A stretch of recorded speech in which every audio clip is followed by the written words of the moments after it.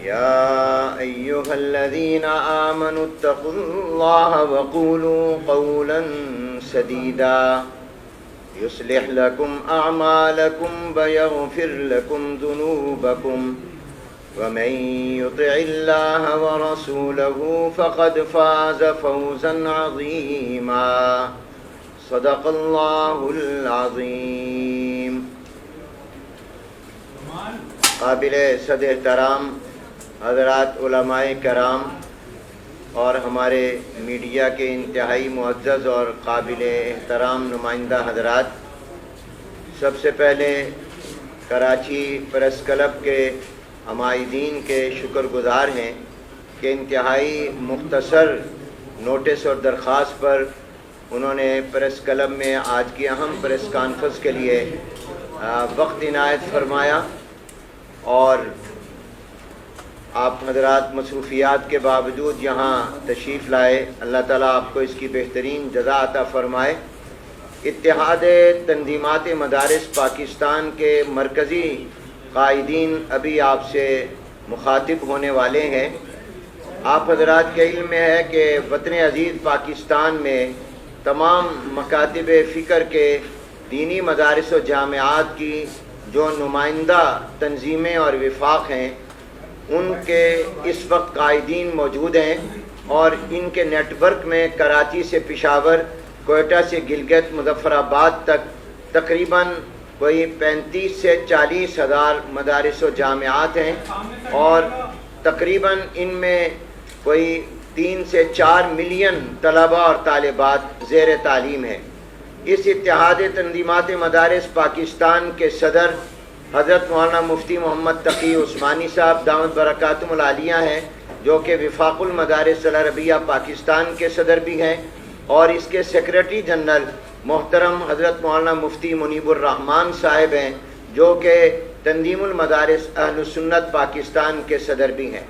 آج کی اس press conference میں رابطۃ المدارس الاسلامیہ پاکستان، اس کے صدر حضرت مولانا عبد المالک صاحب دامت برکاتہم العالیہ میرے دائیں طرف موجود ہیں،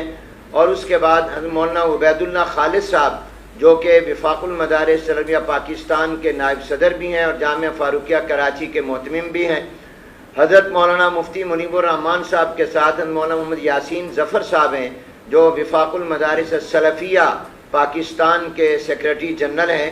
اور ان کے ساتھ مولانا ڈاکٹر عطاء الرحمان صاحب جو سابق ایم این اے بھی ہیں، مولانا عبد المالک صاحب بھی سابق ایم این اے ہیں، اور ڈاکٹر عطاء الرحمان صاحب مردان سے رابطۃ المدارس الاسلامیہ پاکستان کے سیکریٹری جنرل ہیں، اور آگے ہمارے وفاق المدارس الشیعہ پاکستان کے مرکزی رہنما ہیں علامہ شبیر حسین میسمی صاحب، جو آپ کے کراچی سے ہی تعلق رکھتے ہیں، اور آگے جامعۃ العلوم الاسلامیہ بنوئی ٹاؤن کراچی کے ناظم تعلیمات بھی، اور وفاق المدارس عربیہ پاکستان صوبہ سندھ کے ناظم مولانا امداد اللہ صاحب بھی موجود ہیں. اور میرا نام محمد حنیف جالندری ہے، جو اتحاد تنظیمات مدارس پاکستان کا یہ صدر کا معاون خصوصی بھی اور ترجمان بھی، اور وفاق المدارس کا سیکریٹری جنرل بھی.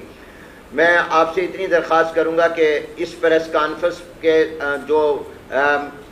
پیش کریں گے انشاءاللہ حضرت مولانا مفتی منیب الرحمان صاحب دامت برکاتہم،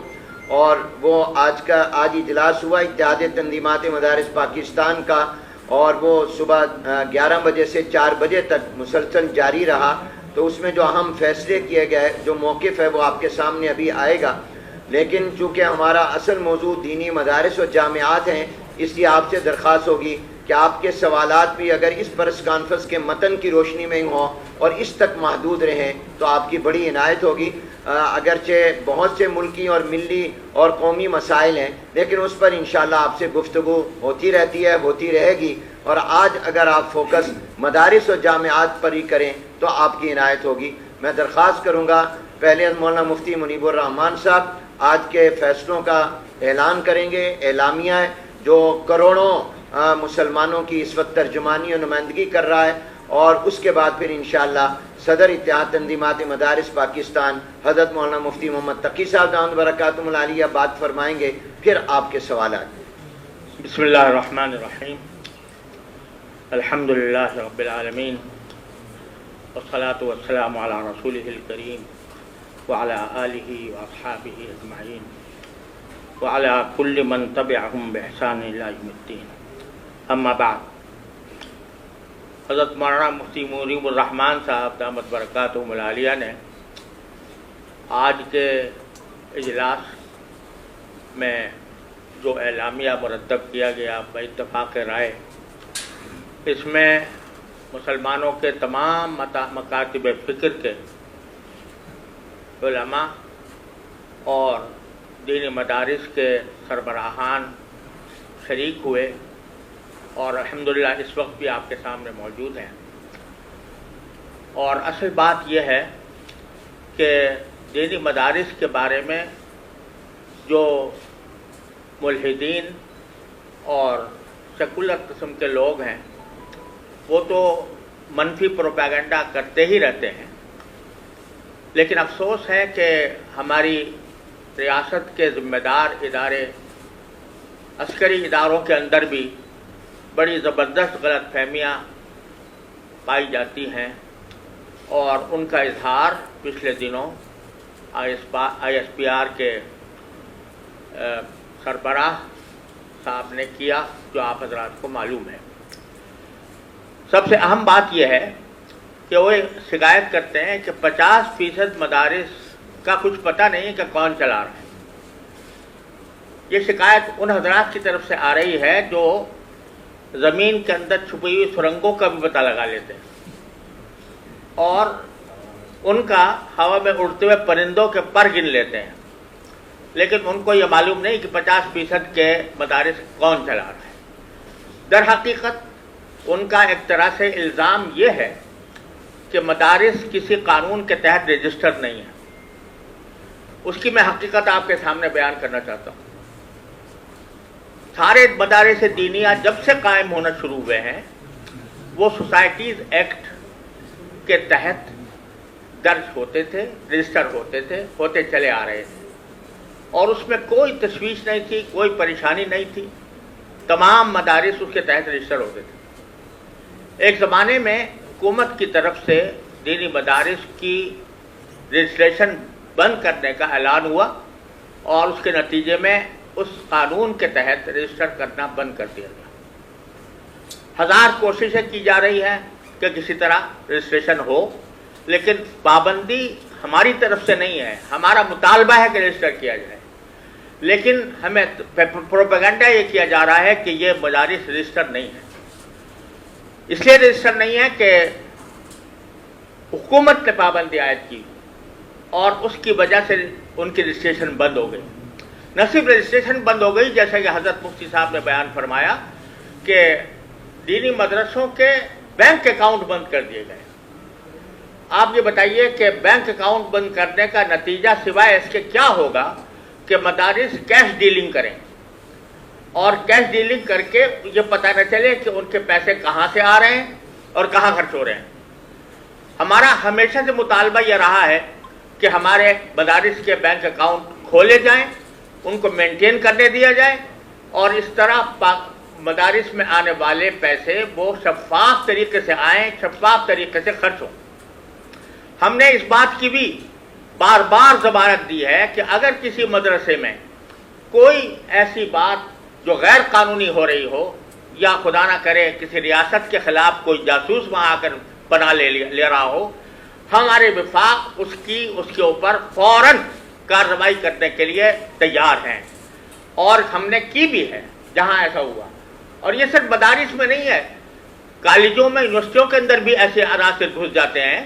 اور اس میں بھی دہشت گرد بعض اوقات اندر داخل ہو جاتے ہیں۔ لیکن اس کا مطلب یہ نہیں ہوتا کہ کالجوں کو، یونیورسٹیوں کو بند کر دیا جائے، ان کو رجسٹریشن ختم کر دی جائے، ان کے بینک اکاؤنٹ بند کر دیے جائیں۔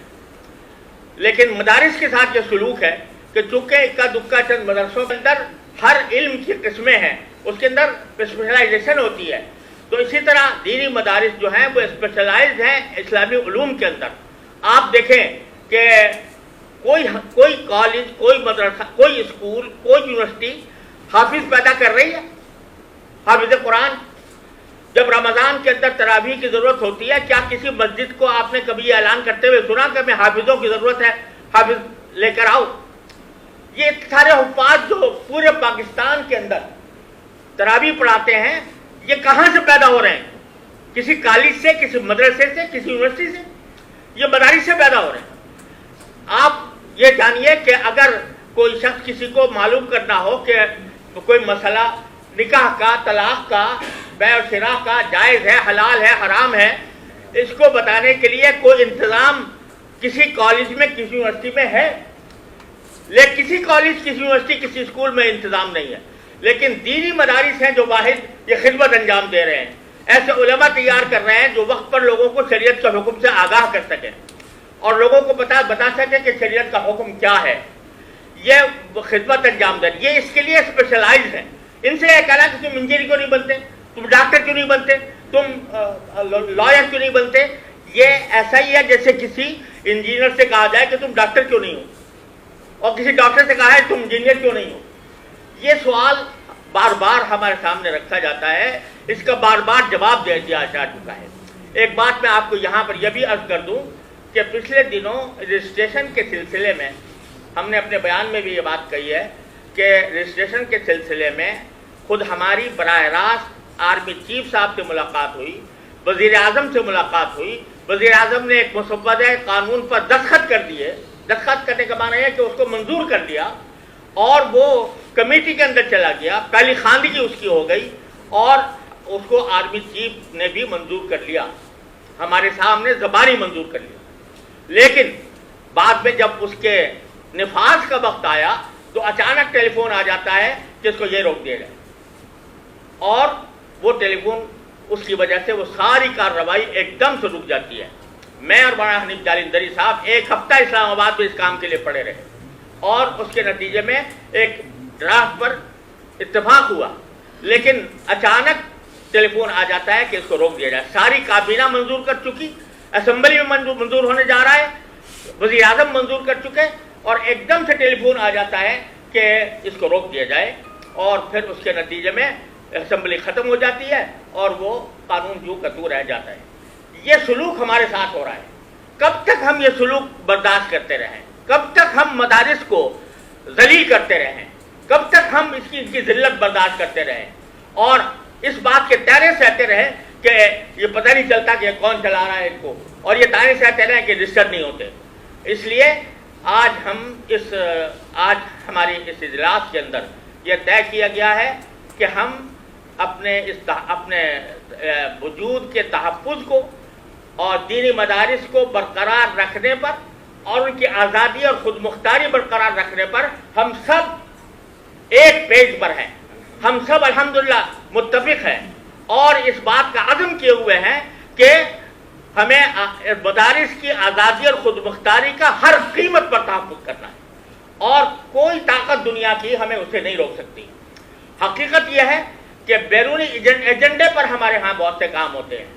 اور اب مغربی دنیا پر یہ بات واضح ہو گئی ہے کہ ہمارے راستے میں اگر کوئی رکاوٹ ہے تو یہ مدرسے ہیں، اور یہ LGBT کا پروپیگنڈا کرتے ہیں تو یہ ان کا راستے پر رکاوٹ بنتے ہیں۔ یہ اگر سرمایہ دارانہ نظام کی حمایت کرتے ہیں تو یہ لوگ اس کی مخالفت کرتے ہیں، سود کی یہ مخالفت کرتے ہیں، یہ LGBT کی مخالفت کرتے ہیں، ٹرانسجنڈر ایکٹ کی یہ مخالفت کرتے ہیں۔ لہذا ہم در حقیقت بیرونی طاقتوں کا نشانہ ہیں، اور ہماری حکومت اور ہمارے ادارے افسوس ہے کہ اس حقیقت کا ادراک نہیں کر پا رہے، اور اس کی وجہ سے ہمارے ساتھ اس قسم کا سلوک ہو رہا ہے۔ اور آج ہم اس سلوک پر سراپا احتجاج ہیں، اور یہ سمجھ لیجئے کہ کسی شخص کو یا کسی ادارے کو ایک حد تک ہی دبایا جا سکتا ہے۔ ایک حد ایسی آتی ہے کہ جس کے بعد وہ دبنا قبول نہیں کرتا، اور مجھے ایسا لگتا ہے کہ مجھے ڈر لگتا ہے کہ کہیں وہ ان حکومت کے اور فوج کی طرف سے ان اقدامات کے نتیجے میں وہ حد نہ آ جائے۔ بس یہ گزارش آپ حضرات کو کرنی تھی کہ یہ پیغام ہمارا ساری دنیا میں پہنچا، حکومت تک پہنچا۔ دیکھیں ہم آپ کے سامنے مختلف لوگ بیٹھے ہوئے ہیں، جو کوئی سوال کرے پہلے پوچھ لے کس سے سوال کرو۔ آپ سے سوال ہے جی، اس سے پہلے بھی کئی دفعہ یہ چیز سامنے آئی ہے جو مدارس کی ہے، ان کے اوپر پابندی کی باتیں جو ہوئی ہے، جو مدارس کو بدنام کرنے کے لیے طرح طرح کی باتیں جو سامنے آئی، اسی آج بھی آپ کا بیان لے کر سامنے ہے، ان کی طرف سے اسی طرح مدارس کے حوالے سے کہا گیا ہے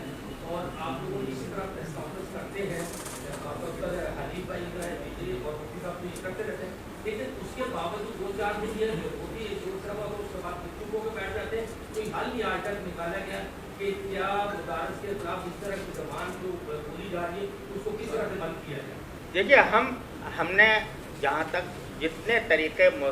मुज़ाकरात के ज़रिए, बातचीत के ज़रिए, मुफाहमत के ज़रिए बात समझाने के जितने तरीके हो सकते हैं वो हमने अल्हम्दुलिल्लाह कोई कसर उनमें नहीं छोड़ी। वज़ीर आज़म से, काबीना से, आर्मी चीफ से,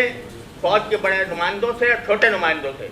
हमने अपना नुक्ता नज़र खुलकर बयान किया है, अपनी शिकायतें वाज़ेह की हैं और अपने दलाइल दिए हैं। दलाइल के मैदान में उनकी तरफ से कोई जवाब नहीं आता, किसी हमारी दलील का उनके पास कोई जवाब नहीं होता, बस उसको लटकाने की बात की जाती है कि अच्छा ठीक है देखेंगे, हो जाएगा। बाद औक़ात ये बात ज़बान इस्तेमाल की जाती है,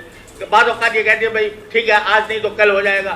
इस तरीके से उसको लटकाया जाता रहा है। और मैं जो आपको वाक़या सुनाया कि हमने बराह रास्त DGC से, आर्मी चीफ से, इन सब से मुलाकातें की, पहले वज़ीर आज़म से हो चुकी थी, तय हो चुकी थी सब बात,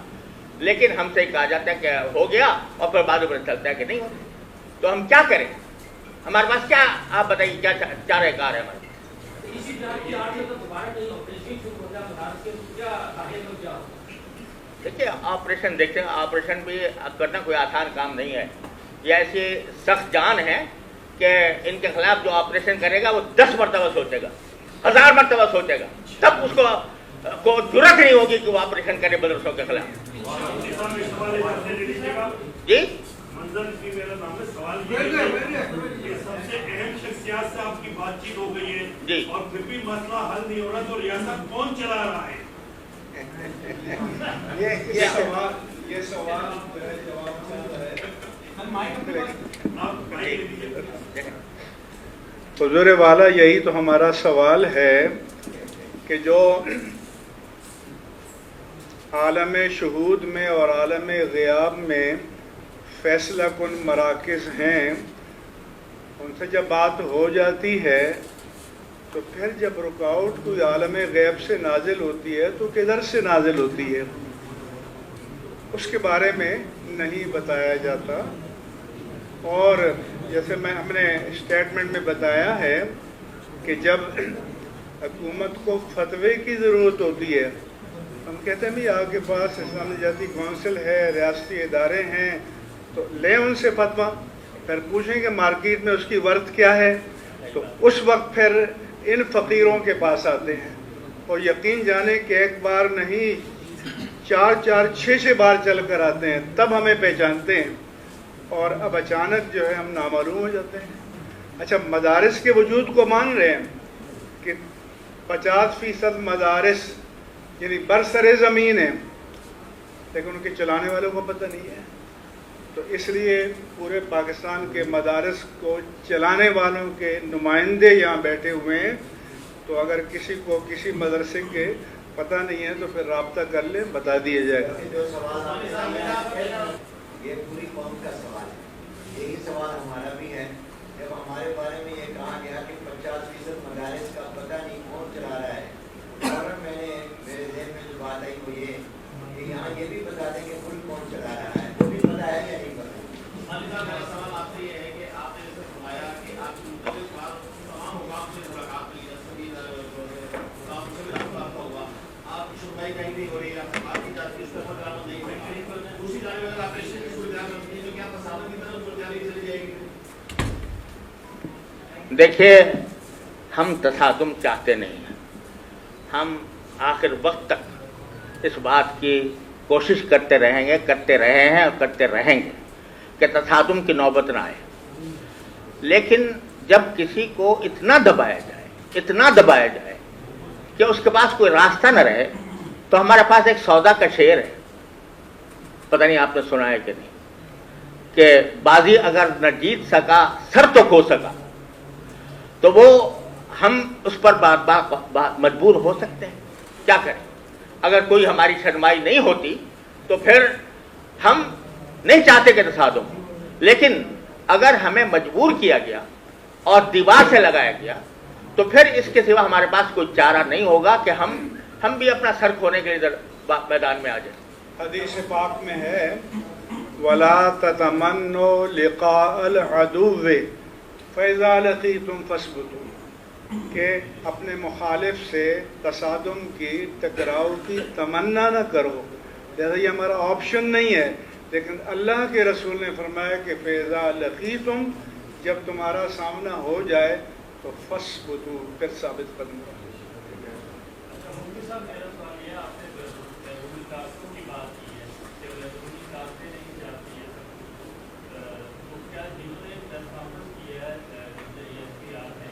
تو کیا وہ ان کے ایجنڈے میں انہوں نے یہ سب کچھ کیا ہے؟ آپ کے دیکھیے، ہم قیاسات اور گمانوں پر بات نہیں کرتے، لیکن جو طرز عمل نظر آ رہا ہے ہمیں، اور جو ہمارے پاس ان ملاقاتوں کے دوران جو صورتحال ہم نے دیکھی ہے، وہ ہم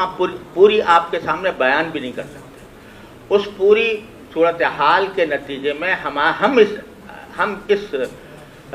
نتیجے پر پہنچے ہیں کہ در حقیقت یہ کسی بیرونی دباؤ کا نتیجہ ہے، جس کی وجہ سے ہماری معقول باتیں، بار بار کی ہوئی باتیں، بار بار کے مذاکرات وہ کامیاب نہیں ہو رہے، اور کسی مرحلے پر جا کر اچانک کوئی رکاوٹ آ جاتی ہے۔ یہ حالات اس بات پر دلالت کر رہے ہیں کہ کوئی بیرونی دباؤ ہے جس کی وجہ سے ہمارے ساتھ یہ سلوک ہو رہا ہے۔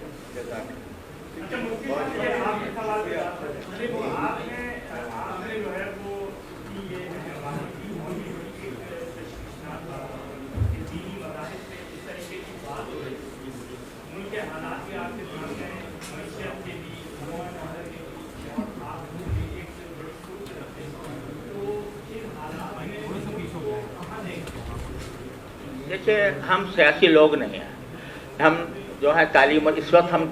تعلیم اور مدارس کے موضوع پر بیٹھے ہیں۔ جو سیاست کا جو سلسلہ گرم ہے اور جس طرح ملک جس طرف جا رہا ہے، اس کے لیے ہمیں اس وقت موقع نہیں ہے کہ اس پر ہم کوئی طویل گفتگو کر سکیں، لہذا ہم صرف مدارس کی حد تک آج آپ سے گفتگو کرنے کے لیے بیٹھے ہیں، اور ہم اپنا دکھڑا آپ کو سنانے کے لیے بیٹھے ہیں، اور یہ دکھڑا ہم چاہتے ہیں کہ پوری قوم سنے اور پوری قوم کے پاس یہ بات جائے، کیونکہ ہمارے خلاف پروپیگنڈا کیا جا رہا ہے، ہمیں بدنام کیا جا رہا ہے، ہماری حقائق کو مسخ کیا جا رہا ہے۔ اس لیے ہمیں ضرورت پیش آئی کہ ہم یہ پریس کانفرنس کریں اور یہ اعلامیہ جاری کریں۔ ملک کے بے شمار مسائل ہیں، سیاسی مسائل، معاشی مسائل، اندرونی مسائل، بیرونی مسائل، بے شمار مسائل، لیکن اس پر اب ہم اس مختصر وقت میں سب پر گفتگو نہیں کرتے۔ جی ہاں، صرف ایک بات عرض کر دوں کہ حضرت نے عصری تعلیم کا ذکر کیا، یہ جو میں یہ بات عرض کرنا چاہ رہا ہوں کہ حضرت ایک منٹ تشریف رکھیں، جو حضرت نے ابھی عصری تعلیم کا مدارس میں یعنی جنرل ایجوکیشن کا ذکر کیا، تو حالیہ جو امتحانات ہوئے ہیں مختلف بورڈوں میں، میٹرک کے، مدارس کے طلباء نے الحمدللہ اس میں پوزیشنیں لی ہیں، اور کئی بورڈوں میں تمام پوزیشنیں مدارس کے طلباء نے لی ہیں۔ حضرت سے درخواست سے دعا فرمائیں۔ اللهم لك الحمد حمدا دائما مع دوامك، ولك الحمد حمدا خالدا مع خلودك، ولك الحمد حمدا لا منتهى له دون مشيتك، ولك الحمد حمدا لا يريد قائله الا رضاك، ولك الحمد حمدا عند طرفة كل عين وتنفس كل نفس۔ اللهم صل على سيدنا ونبينا وحبيبنا ومولانا محمد النبي الأمين وعلى آله وأصحابه أجمعين وعلى كل من تبعهم بإحسان إلى يوم الدين۔ یا اللہ ربنا ظلمنا انفسنا وان لم تغفر لنا وترحمنا لنکونن من الخاسرین۔ یا اللہ، یا رحمان، یا رحیم، یا کریم، اپنے فضل و کرم سے ہمارے تمام گناہوں کو معاف فرما۔ یا اللہ، ہم جس شامت اعمال میں گرفتار ہیں، اللہ ہمیں اس شامت اعمال سے جلد از جلد نکال دیجیے۔ یا اللہ، اس میں جو ہمیں کرنے کا کام ہو کرنے کی توفیق عطا فرمائیے۔ یا اللہ، ہمارا ملک پاکستان، ہمارا پیارا ملک پاکستان طرح طرح کی سازشوں کی زد میں ہے، اے اللہ اپنی رحمت سے اس کی حفاظت فرما، اس کو اے اللہ ترقی اور استحکام عطا فرما۔ یا اللہ، جو فتنے اس کو گھیرے ہوئے ہیں ان فتنوں کا قلع قمع فرما۔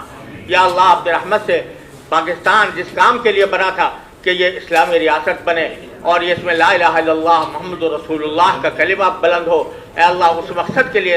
لیے اس کو گامزن فرما، اور ہمارے حکام کو، ہمارے زعماء کو اور ہم سب کو اے اللہ ہدایت عطا فرما کہ ہم اس منزل کی طرف پیش قدمی کریں، اور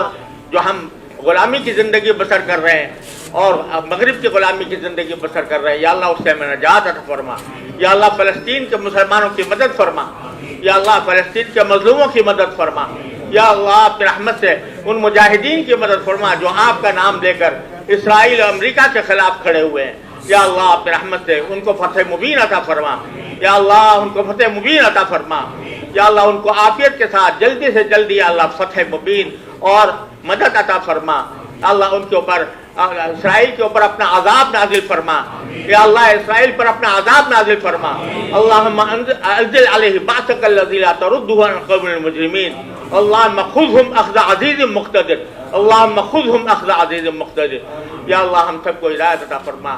اللہم لا تدع لنا ذنبا الا غفرتہ ولا ہما الا فرجتہ ولا دینا الا قضیتہ ولا حاجة من حوائج الدنیا والآخرہ الا قضیتہا ويسرتها يا رحم الراحمين، وصلى الله تعالى على خير خلقه سيدنا ومولانا محمد وعلى آله وأصحابه أجمعين، آمين برحمتك.